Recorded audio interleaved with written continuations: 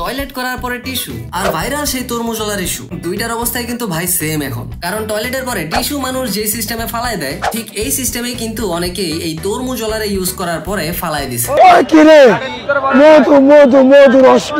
ভাইরে ভাই চিন্তা করা যায়, শাকিব খানের ডায়লগ রেও মনে হয় মানুষ এত বেশি চিনে নাই, মানুষ যেই পরিমাণ চিনছে এই তরমুজলার ডায়লগ। শুধু বাংলাদেশে না ভাই, এই তরমুজের আগুন কিন্তু পৌঁছায় গেছিল বিদেশে।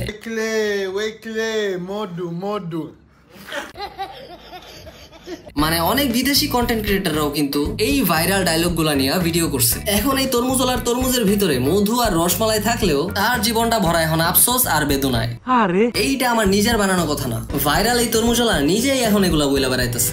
মানে আমার মাথায় কালো রেখা পোষ খাইছে, আমার আটি ধরাই দিচ্ছে।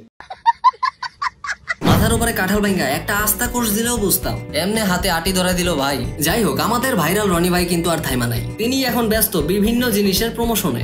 একদিকে মোবাইল শপের প্রমোশন করে, আরেকদিকে ড্রোন শপের প্রমোশন করে। এইগুলা ছাড়াও আরো কত কিছুর প্রমোশন যে সে কইরা বেড়াইতেছে, এটা একমাত্র সেই ভালো জানে। এইদিকে এত কিছুর পরে খুব সম্ভাবনা আছে যে তিনি ভবিষ্যতে একজন বড় সড়ো কন্টেন্ট ক্রিয়েটরও হয়ে যেতে পারে। এখন এই কথা কেন বললাম, এইটা বলার কারণ হইতেছে তিনি নাকি একটা ফেসবুক পেজও খুলছে, আর ওই ফেসবুক পেজের নাম দিছে, পেজের নাম হলো রনি ওই কিরে মধু মধু। মানে আমরা হয়তো এই রনি ভাইরে তরমুজলা হিসেবে বেশি দিন আর পাবো না। হঠাৎ করে দেখবেন কোনো একদিন সে রাফসান্দা ছোট ভাইয়ের সাথে ভিডিও করা শুরু করছে। মানে বলা যায় না ভাই, বর্তমানের যে অবস্থা হইতেও পারে। যাই হোক, রনি ভাই কিছু হোক বা না হোক, আপনি যদি এন্টারটেইন হইতে চান তাহলে তরমুজের মতো লাল যে সাবস্ক্রাইব বাটনটা আছে ওইটাতে একটা ক্লিক করে ফেলেন।